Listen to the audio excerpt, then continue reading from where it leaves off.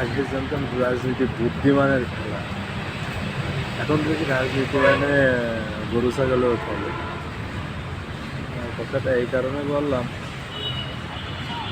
এখানে আমার সব থেকে বড় বলদ মনে হচ্ছে মির্জা আব্বাসকে, ঢাকা 8 নম্বর আসনে।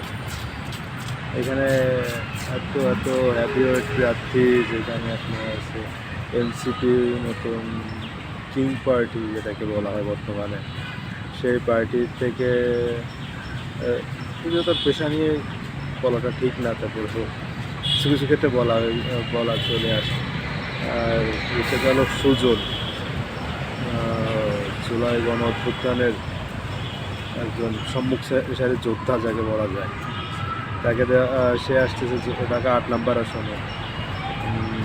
তার পাশাপাশি বামপন্থী সংগঠন থেকে আছে ত্রিদীপ কুমার সাহা, আবার জামাতের আছে হেলাল উদ্দিন, ডক্টর মোহাম্মদ হেলাল উদ্দিন, আবার আপনার ইয়ার থেকে ওটার নাম ইনকিলাব মঞ্চ থেকে হাদি, যাকে সচরাচর সবাই শাওয়া হাদি নামে ভালো চেনে।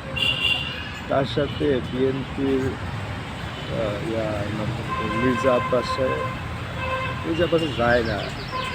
সে এত বড় বড় হ্যাভিওয়েট প্রার্থীদের ভিতরে সে আসছে, তার তো মান সম্মান বলতে কিছু থাকতেছে না আমার মনে হয়।